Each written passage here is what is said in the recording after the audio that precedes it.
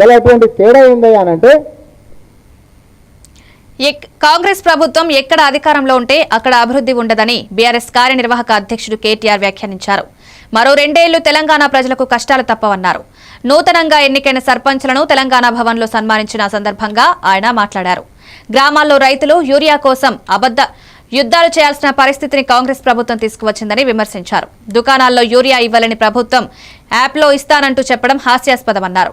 రైతులపై నిజమైన ప్రేమ ఉంటే యూరియా సరఫరా సజావుగా ఉండేదన్నారు. సర్పంచ్ ఎన్నికల ఫలితాలు చూసి ఎంపీటీసీ, జెడ్పీటీసీ ఎన్నికలు పెట్టే ధైర్యం ప్రభుత్వానికి లేదని వ్యాఖ్యానించారు.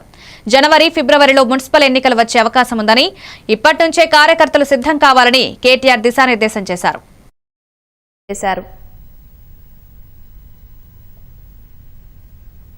ప్రజలకు అన్ని వాస్తవాలు, అన్ని విషయాలు ఒక్కొక్కటిగా అర్థమవుతా ఉన్నాయి. ఒక్కొక్క వర్గానికి ఇప్పుడిప్పుడే మొత్తం తేటతెల్లమవుతున్నది. అన్ని విషయాలు వివరంగా అర్థమవుతున్నాయి. ప్రజలు ఎదురు చూస్తున్నారు. ఇప్పుడు నిజానికి ఈ ఎలక్షన్లో కేసీఆర్ గారు కాలు బయట పెట్టలే, ఒక మాట కూడా టీవీలో కూడా చెప్పలే. కానీ మన సింబల్ కూడా లేదు, కారు గుర్తు కూడా లేదు.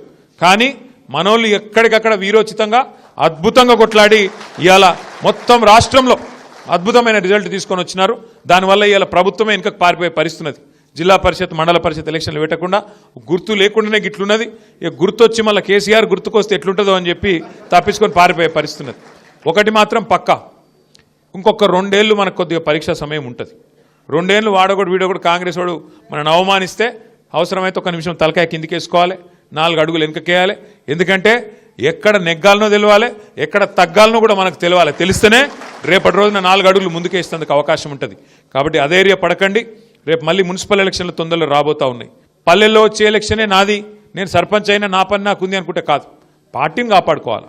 అందరం బాగుంటేనే పార్టీ బాగుంటుంది. ఇవి updates. Keep watching A1 TV news.